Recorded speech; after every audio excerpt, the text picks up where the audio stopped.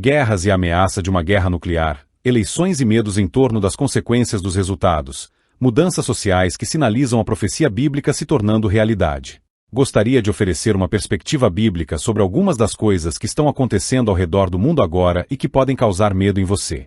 Vamos primeiro dar uma olhada em algumas das áreas de preocupação para muitas pessoas, muitos crentes, e depois explicarei por que você não deve temer. A ameaça de uma potencial terceira guerra mundial domina as manchetes. Eu vi muitos estudiosos e comentaristas cristãos declararem que a profecia bíblica está se desenrolando diante de nossos olhos. Uma profecia bíblica específica, que vem sendo mencionada repetidamente, pode ser encontrada em Zacarias 12, versículo 3, que diz: todas as nações se reunirão para tentar movê-la, mas elas só se ferirão. Essencialmente, o profeta Zacarias estava enviando um aviso ao mundo sobre todas as nações que se opõem ao povo escolhido de Deus.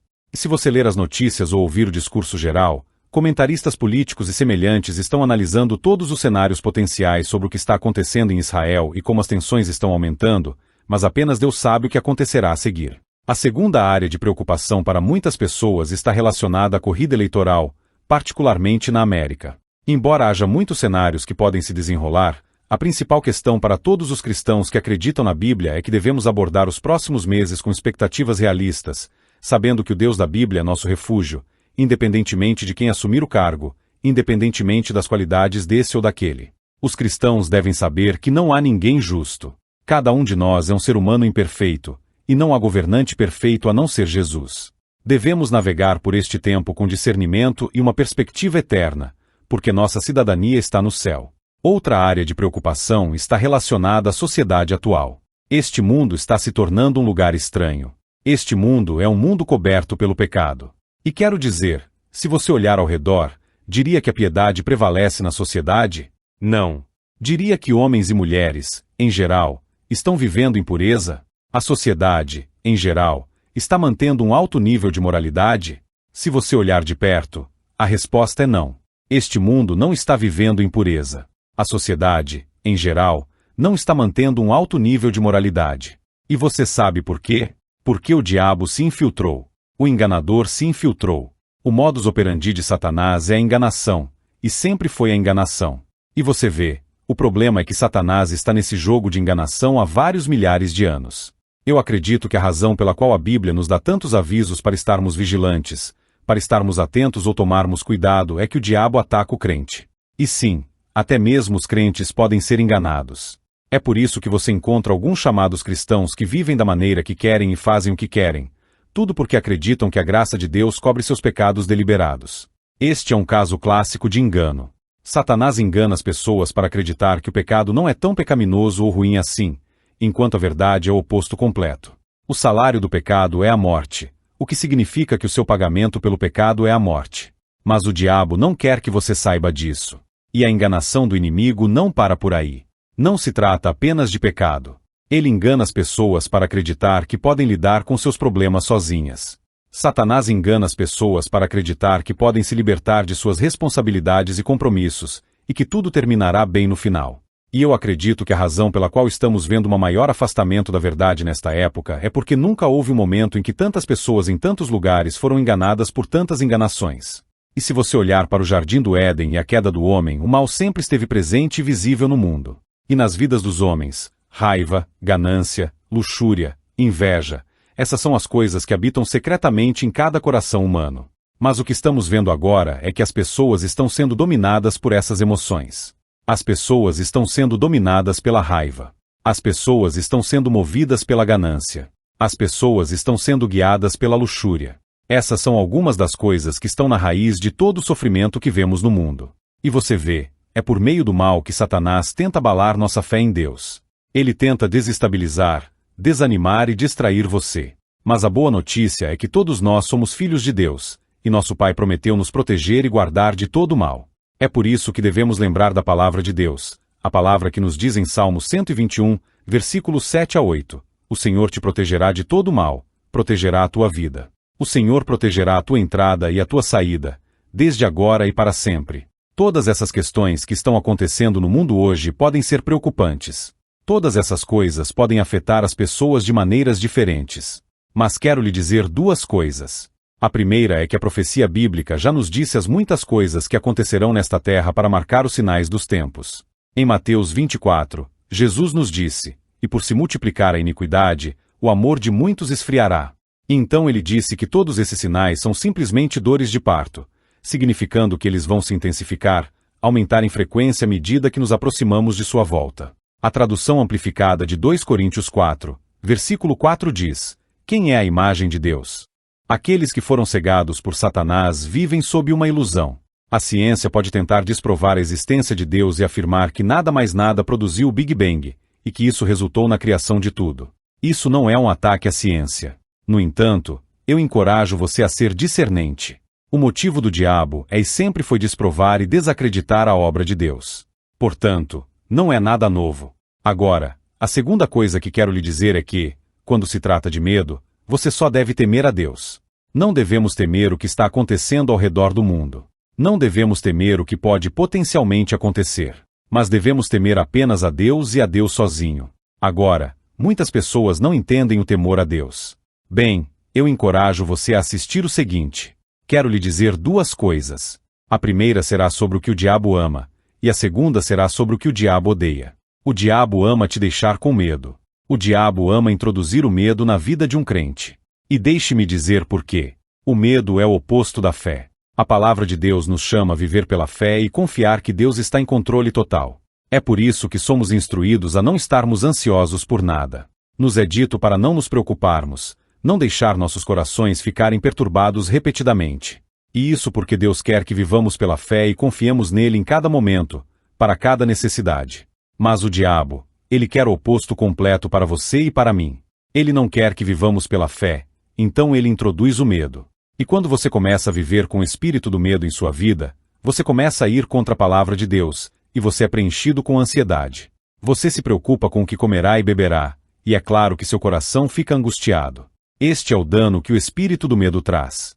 Veja o que a Bíblia nos chama a fazer. A Bíblia nos chama a ser corajosos. O medo é o oposto disso. A Bíblia nos chama a ser ousados. O medo é o oposto. A Bíblia nos chama a confiar em Deus. O medo é o oposto, porque você duvida que Deus pode ser confiável com o que quer que você esteja preocupado. É por isso que o diabo ama introduzir o medo na vida das pessoas. No entanto, deixe-me lhe dizer isto. Se há uma coisa que o diabo não suporta, é um homem ou uma mulher que rejeita o espírito do medo. Uma pessoa que não é intimidada pelo que vê, mas alguém que é governado pela palavra de Deus. O diabo não tem chance contra um crente que se atreve a acreditar que nada é impossível para Deus. O diabo não pode vencer quando ele se depara com um crente que se atreve a acreditar na palavra de Deus. Algumas das nossas maiores bênçãos chegam a nós quando ousamos acreditar. Alguns dos nossos maiores avanços só acontecem uma vez que ousamos acreditar. Não há limite que Deus não esteja disposto a ir, não apenas para atender, mas para superar suas expectativas se você estiver disposto a acreditar que Ele pode fazer o que diz que pode fazer. A tradução amplificada de Salmos 34, versículo 8 diz: "Provai e vede que o Senhor é bom. Como é abençoado, afortunado, próspero e favorecido por Deus o homem que se refugia nele." Portanto, seu relatório médico pode dizer uma coisa, mas a palavra de Deus diz: "Mas ele foi ferido por nossas transgressões, foi moído por nossas iniquidades. O castigo que nos traz a paz estava sobre ele, e pelas suas feridas somos curados." Os fatos podem ser que você não tenha formação, a educação ou as habilidades para essa posição, mas a palavra de Deus diz em Salmos 91, versículo 17, que o favor do Senhor nosso Deus repouse sobre nós, estabeleça a obra de nossas mãos para nós. Sim, estabeleça a obra de nossas mãos. Quando as circunstâncias estão contra você, confie nas promessas de Deus para a sua vida. Quando você é confrontado pelo medo, é nesse momento que você deve dizer: "Deus, eu creio que você é maior do que o que vejo à minha frente. Você é maior do que os fatos deste mundo. Eu não vejo uma saída, mas sei que você ainda pode fazer uma saída." Amigo querido, tenha a mentalidade que diz: "Eu não preciso ter todas as respostas porque conheço aquele que conhece todas as respostas. Eu não preciso saber qual é o plano porque conheço o planejador, o Deus que orquestra tudo. Eu não preciso saber o porquê se eu conheço quem. Eu não preciso saber o como porque eu conheço." Então, ouça-me hoje. Ouse acreditar em Deus, e Ele não te decepcionará. Ao longo da sua vida, você encontrará desafios e momentos que irão te testar. Chegará um tempo em que você será testado, e é nessa temporada que você terá que decidir se apega a algo. Você se apega a Jesus, ou se apega a amigos e familiares, colegas e colegas de trabalho? Você se apega a Jesus, ou se apega a cada palavra que o médico diz ou à opinião de especialistas? Eu encorajo você a escolher o Senhor. Segure-se a Jesus Cristo antes de ouvir a sabedoria mundana daqueles que afirmam saber tudo.